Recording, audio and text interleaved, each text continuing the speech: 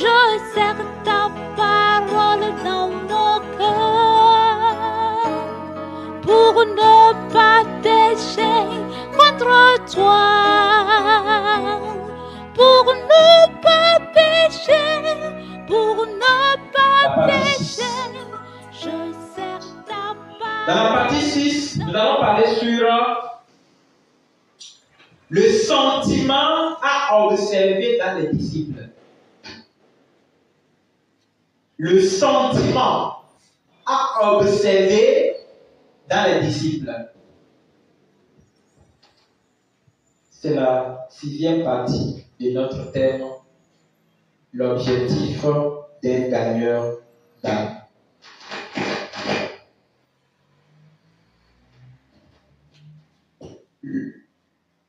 C'est pas le sentiment, c'est les sentiments.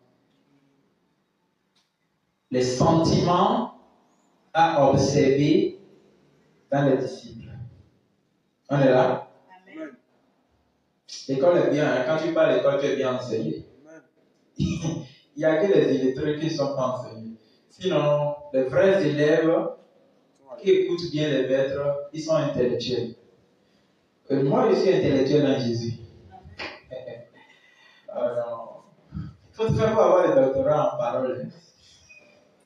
On va vous appeler aussi docteur. Bon, juste vous dire. Sinon, on n'a pas besoin d'aller à l'école théologique. Bon, sinon l'école, on l'a fait aussi, mais il n'y a pas de bonnes choses dedans. C'est les conneries. Bien. Les sentiments à observer dans les disciples. Je n'ai pas envie de rire, mais j'ai envie de rire. On a plusieurs sentiments. Quand il dit sentiments, ça veut dire quoi? Ce que vous devez sentir dans ce que vous enseignez. En tant qu'un leader, vous êtes déjà des leaders. Vous êtes des leaders. Qui est un leader? Un leader, c'est un exemplaire. Vous voyez, non? Oui. Je suis fier d'avoir des disciples. Même si vous n'êtes pas fier, moi je suis fier. Je ne vais pas compter combien de personnes je dirais comme disciple. Même pas 100, même pas 200, même pas 1000. Donc, fier d'avoir des disciples. Ça veut dire que je ressemble à qui? À Christ. C'est Christ qui a dit de faire des disciples, non? Il a fait de moi, et moi-même j'ai fait de d'autres personnes. La personne aussi fait d'elle, et jusqu'à ce qu'on va transformer beaucoup de disciples. C'est ça le réveil. Le réveil, c'est faire des disciples. C'est pas rester quelqu'un qui crie « c'est ton objectif qui font du bruit. » C'est pourquoi on doit fermer tous ces centres du bruit. Au nom de Jésus. Bien, donc, les sentiments que vous allez observer en tant que leader et dirigeant d'un centre de cellule ou de centre de prière, il y a certains que vous devez observer avec ce que vous enseignez. Vous devez voir en eux s'ils ont cette lassitude.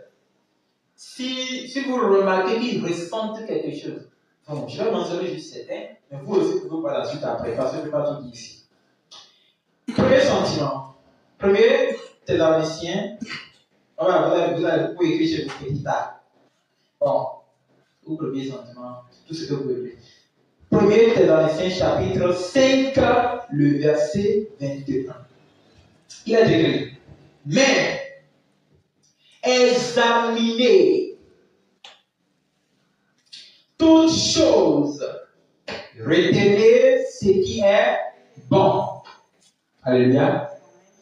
Le premier sentiment qu'un dirigeant doit observer dans les disciples qu'il enseigne, c'est de voir si ces disciples ont l'habitude d'examiner la parole qu'il les enseigne. Ils devaient examiner. Est-ce que cette parole-là, c'est normal? Ce n'est pas que c'est le disciple qui doit le dire si c'est vrai ou faux. Vous devez voir s'ils ont ce sentiment. Vous voyez, moi je prêche ici. Quelqu'un peut dire que c'est vrai, c'est pas ça mon problème. Il n'a pas besoin de l'approuver. Qui approuve? C'est Jésus qui approuve. Et sa parole m'a bien montré que ce qu'il dit est vrai. Que quelqu'un dit que c'est vrai ou c'est faux, c'est ça ne me concerne pas. Non. Mais en tant que quelqu'un qui enseigne les disciples, vous vérifiez, est-ce qu'ils ont l'habitude, cette habitude d'examiner ce qu'on les enseigne? Parce que la Bible toute chose. Si le disciple a cette habitude, hein, quand il va partir quelque part, il va entendre dire Rabashim Karaba. Il va vérifier. Est-ce que ça vient de Dieu? Il va vérifier quoi? Oui. Vous devez voir dans ce que vous enseignez dans les cellules, s'ils ont l'habitude d'examiner la parole de Dieu qu'ils écoutent. Ils doivent avoir cette habitude, sinon on peut les dérouter facilement.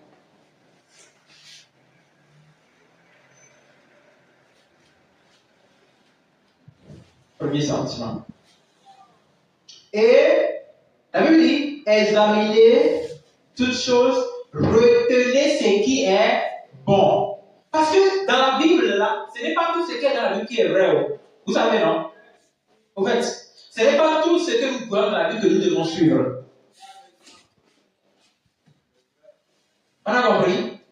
Si c'est tout donc on doit suivre la donne, un chrétien peut avoir 1000 femmes. Comme Salomon. Si c'est tout qu'on doit suivre, donc un chrétien peut boire le vin, c'est de comme, comment il s'appelle, Noé. Non! Si c'est tout ce qui est dans la Bible, qu'on doit suivre comme exemple, donc on peut faire comme David, qui prend les femmes des gens partout. Non, ce n'est pas ça. Tout ce que nous voyons dans la Bible n'est pas à suivre. Mais nous examinons ce qui est dans la Bible et nous gardons ce qui est bon et juste. On a compris, non? Il y a les mauvaises choses dedans. Il y a les bonnes choses dedans. On a écrit les mauvaises choses pour nous montrer les ruses. On a écrit les bonnes choses pour nous montrer le modèle à suivre. Il y a Dieu dans la Bible. Il y a Satan dans la Bible. Il y a les anges vrais dans la Bible. Il y a les anges déchus dans la Bible. Il y a les vrais hommes de Dieu dans la Bible. Il y a les faux hommes de Dieu.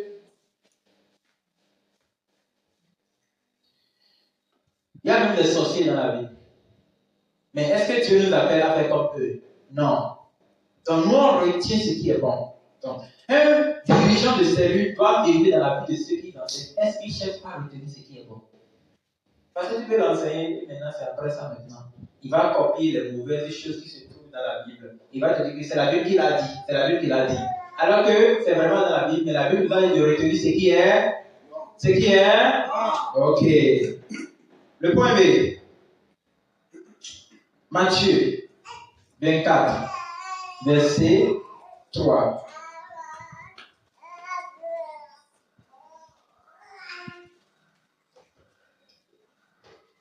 Il a écrit. Il s'assit sur la montagne des Oliviers. Et les disciples vinrent en particulier lui faire des questions. Cette question. Dis-nous, quand cela arrivera-t-il? Et quel sera le signe de ton avènement et de la fin du monde? Alléluia. Quel est le sentiment d'un disciple qu'on doit avoir? Le disciple doit avoir le sentiment de... Tu me regardes, c'est moi la Bible. Il me regarde là. Qu'est-ce que les disciples vont faire là? Les disciples veulent en particulier lui faire cette question. Ils ont demandé quand ceci arrivera, ceci sera. Quel est le sentiment qu'on doit observer dans un disciple là? Hein? Je n'ai pas entendu. Le disciple doit poser les questions. Un disciple, dans les disciples que vous enseignez, vous devez vérifier s'ils ont l'habitude de poser des questions. Mais si vous avez les yeux, même vous ne voyez rien. Les disciples doivent poser des questions. Vous devez vérifier. Vous devez les pousser à poser des questions. Vous devez voir si vos disciples cherchent à poser des questions après avoir suivi des enseignements. Ces sentiments sont vraiment très palpables et importants.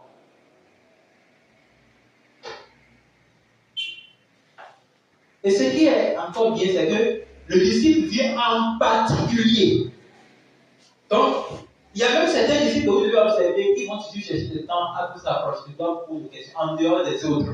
Vous allez savoir que cette personne, il a vraiment la soif de connaître la vérité. Donc, le leader que vous êtes doit vérifier si vos disciples que vous enseignez cherchent à poser des questions pour comprendre mieux la parole de Dieu. Le petit C, qui est le troisième sentiment. Acte 12, verset 5. Acte 12, verset 5.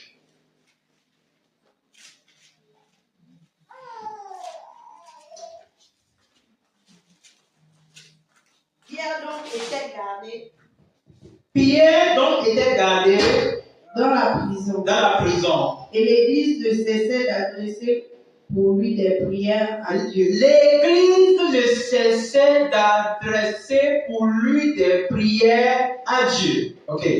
Le verset 12. Après avoir réfléchi, il se dirigea vers la maison de Marie. Suivez bien. On avait dit que l'église ne cessait de prier pour qui? Pour Pierre. Arrête de perdre. Il est en train de se perdre. Pourquoi tu perds? Pour Pierre. C'est vous êtes ici pour ne prier pas aux gens. Vous croyez que moi je suis robot. Donc, vous voyez vos vies. Vous devez apprendre à prier aux gens. En fait, c'est pas ça que je vais prendre. Je vais juste toucher ça. On continue. Maintenant, vous allez voir. Qu'est-ce que vous voulez vous raconter? La Bible dit l'église ne cessait. Écoutez, le mot église. L'église ne cessait de prier pour lui. Pour Pierre. Maintenant, et si vous lisez le verset 6, c'est dans la nuit que le truc s'est passé. Donc l'église faisait même la cellule de maison la nuit. Il faisait la prière de nuit. Continuons. Le verset 12. Après avoir réfléchi, il se dirigea vers la maison de Marie. Pierre se dirigea vers la maison de Marie, mère de Jean, surnommée Jean-Marc. Où beaucoup de personnes étaient réunies et priaient. Ils priaient dans la maison de Marie. Donc c'était une cellule de maison. C'est ça que appelle l'église. Amen. La prière de maison, c'est déjà un ensemble de personnes. On peut appeler ça l'église. On n'a pas besoin de mettre une plaque quelque part pour dire mission prophétique d'abord avant de quoi. Non. Ils étaient ensemble dans la maison de Dieu. Si quelqu'un vous dit, où est la scène dans la Bible, donnez-lui ça. Dans la maison de Marie, en train de prier plutôt pour Pierre la nuit. Donc, on peut même faire la prière de nuit pendant une cellule de maison. Ils étaient en commun accord en train d'intercéder pour lui. Dieu l'a délivré. Il est parti. Et il y a quelque chose qui me donne. Il y a quelque chose qui me donne. Vous allez voir la référence. Je vais vous montrer ça tout à l'heure. La Bible dit, il frappa à la porte du vestibule et il se rend nommé Rod s'approcha pour écouter. Elle reconnut la voix de Pierre. Et dans sa joie, au lieu d'ouvrir, elle courut annoncer que Pierre était devant la porte. Bon, je vais sauter rapidement. Verset 17. Pierre, leur ayant de la main fait signe de se taire, leur raconta comment le Seigneur l'avait tiré de la prison, et il dit, annoncez-le à Jacques et aux frères. Puis il sortit et s'en alla dans un autre. Il y a personne dans un autre lieu, non? Donc il y a un autre lieu de celui là. Oh, l'enseignement est bien. Quand vous n'êtes pas enseigné, vous serez dans de pires illusions. Dans un autre lieu, le Seigneur, il va encore parler. Peut-être qu'ils sont en train de prier encore pour lui. Il va aller dire, le Seigneur m'a libéré, il a envoyé son ange. La nuit.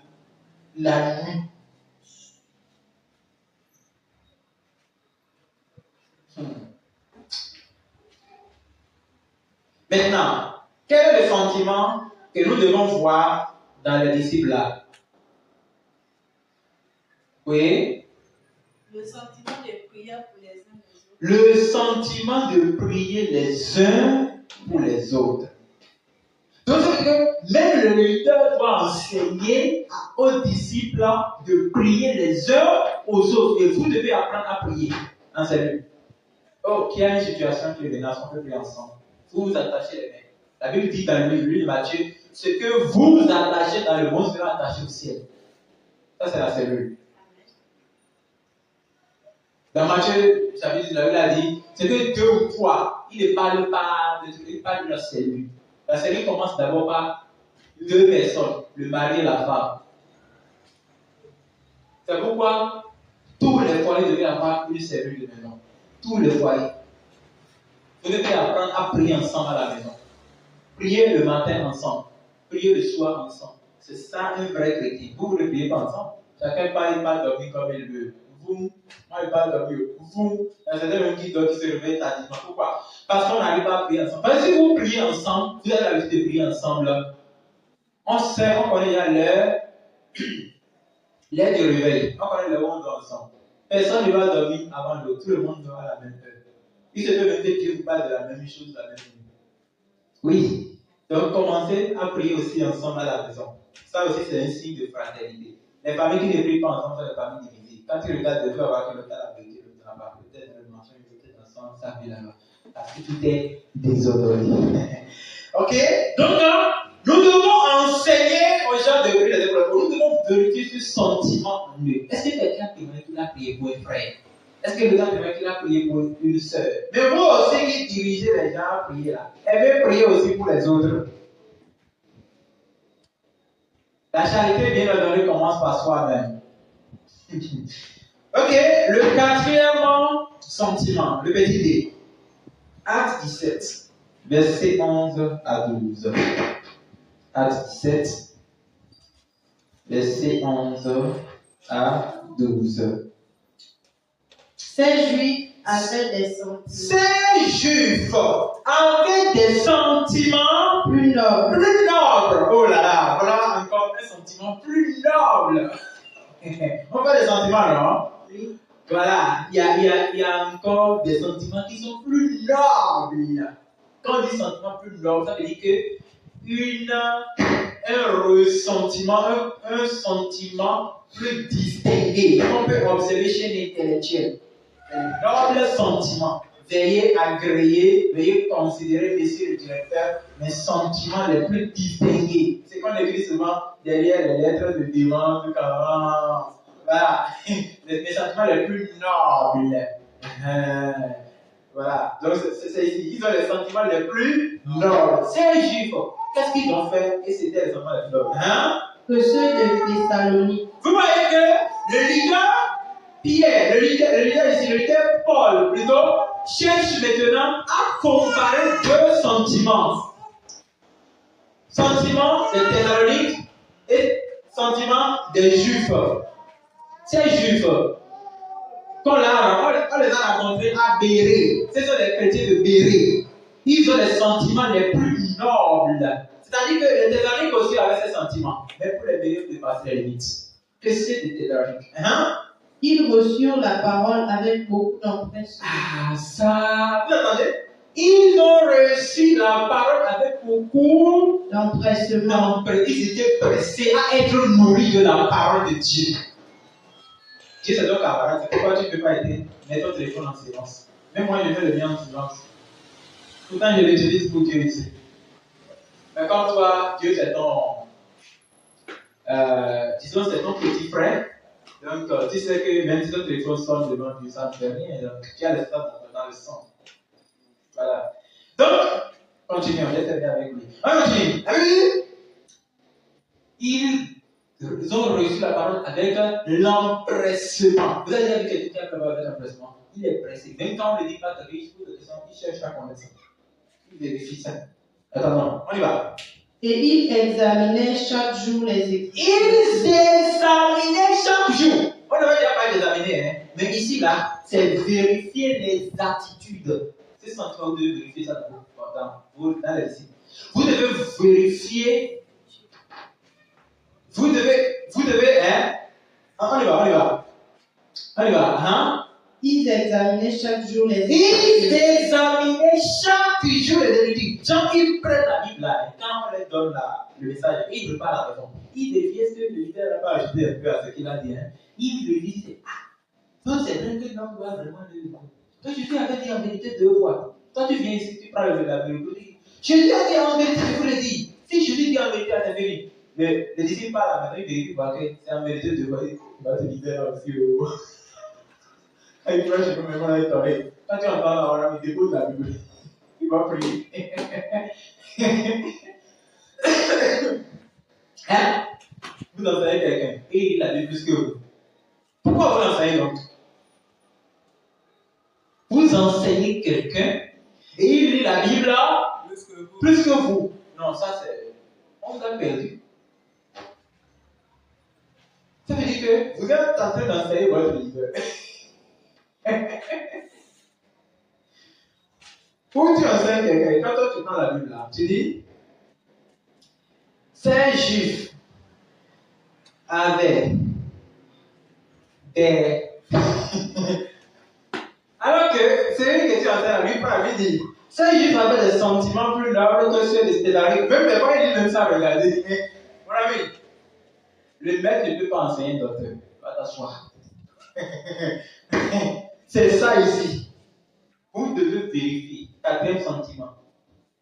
Si vos disciples vérifient les attitudes des Écritures, s'ils cherchent à connaître si la Bible est claire, si ce que vous les enseignez est exact conformément à la parole, c'est différent de l'examiner. Ils examinent, ils voient est-ce que ce qu'il dit, c'est normal? Est-ce que c'est vrai? On peut voir quelque chose, on peut examiner quelque chose sans croire que c'est exact.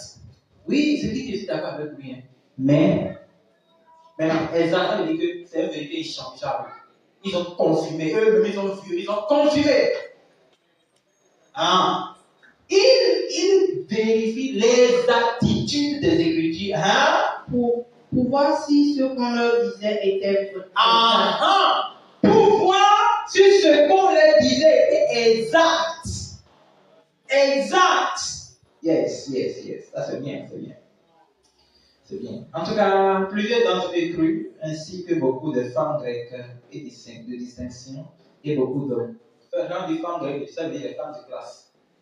Ils ont accepté le Seigneur. Personne n'a de l'argent, ils sont dans les à payer accepter le Seigneur. C'est faux. C'est les pauvres qui font ça. Si quelqu'un a de l'argent, il ne trouve pas le temps pour Dieu là. C'est un vrai pauvre, un vrai misérable. Bon, je vais donner un dernier sentiment, on va s'arrêter là. Le petit 2, il y a un autre sentiment. Romains 12, verset 8. Épître de l'apôtre Paul, Romains chapitre 12, verset 8. Il a écrit: et celui qui exhorte à l'exhortation, et celui qui donne, le fasse avec libéralité.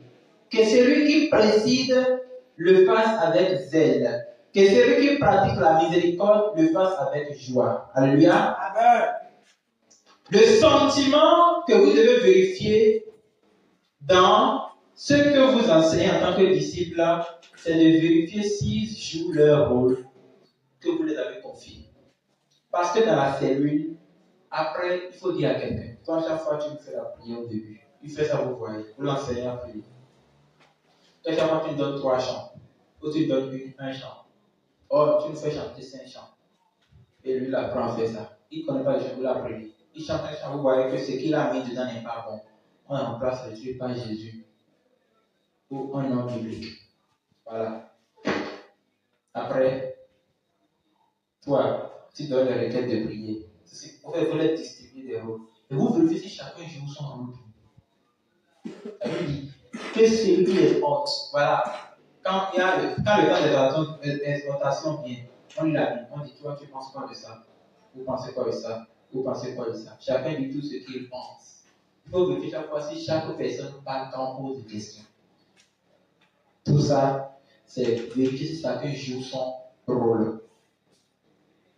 Quelqu'un a le droit, lui, quand on vient, Il a l'habitude de payer le jus pour chaque personne. Vous avez refusé, vous voyez que c'est son habitude.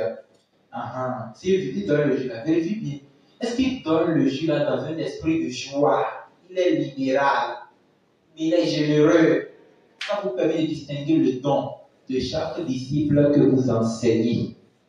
Oui, les gens que vous enseignez ont aussi des dons. Et ce qui rendra clair ces dons, c'est la cellule de maison. Alléluia. Les sentiments à observer dans les disciples. Quelqu'un avait l'habitude, quand vous venez, c'est lui qui prend le mouchoir pour essuyer les canapés et vous installer. Vérifiez s'il a l'habitude de le faire. S'il le fait bien. Il ne veut pas venir, tu peux aussi faire comme ceci. S'il continue dans ça, on peut connaître le don qu'il a. Le leader doit apprendre à connaître ses disciples. Dans le sentiment, vous aussi pouvez vérifier ce que vous devez voir. Est-ce qu'ils sont contents l'un envers l'autre? Là, vous les enseignez à rester ensemble. Vous vérifiez s'ils ont l'habitude de dire quand ils sont ensemble. Vous les enseignez à les recadrer, de ne plus faire comme ça. Un leader doit veiller sur ses disciples. Alléluia. C'est là qu'on va s'arrêter. Question. Si il n'y a pas de question, je ne vais pas durer. Nous allons prier. Amen. Amen. Amen. Tu vas dire, Seigneur, ce que tu me donnes, donne-moi la grâce de garder ça.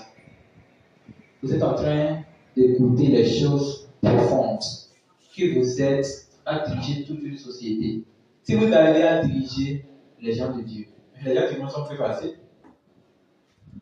Seigneur, aide-moi à préserver, à garder ce que tu es en train de semer en moi. Priez au nom de Jésus. Seigneur Jésus-Christ, Seigneur, aide-moi à garder. Aide-moi à garder ce que tu es en train de semer en moi. Pour qu'elle croisse, pour qu'elle grandisse, pour qu'elle pousse. Aide-moi, Jésus, à garder ce que tu as mis en moi. Aide-moi à garder ce que tu as mis en moi. Aide-moi à préserver cette vérité en moi. Pour que je puisse être un bon leader. Je puisse être un bon dirigeant. Que je puisse être un bon dirigeant, Seigneur. Aide-moi à garder cela en moi. Elle a Au gardé, nom Seigneur, de Jésus, nous allons moi, prier. Seigneur. Aide-moi, Seigneur, le garder. Il n'y a pas de gens ici. Amen. Alléluia. Amen. La grâce d'être un bon leader. Le Seigneur vous le dira. Amen. La possibilité de garder, de préserver ses paroles pour être un vrai leader. Je prie que le Seigneur vous l'accorde au nom de Jésus-Christ. Amen. Vous n'allez pas échouer. Amen. Vous n'allez pas échouer. Amen. De vous, on verra les disciples comme Pierre, les Amen. disciples comme Jean, les Amen. disciples comme Thomas, les disciples comme André, Amen. Philippe, Amen. Barthélemy, Amen. au nom de Jésus. Amen. La grâce d'être un leader de modèle. Quelqu'un dira, j'ai envie d'être comme cette personne. Je prie le Seigneur de vous accorder cette grâce. Amen. Père, merci pour ce que tu as fait ce soir. C'est au nom de Jésus que nous avons prié. Amen. Amen. Asseyez-vous. Et nous allons nous retourner. Emmanuel, chantons Emmanuel. Oh, Emmanuel. Oh, Emmanuel.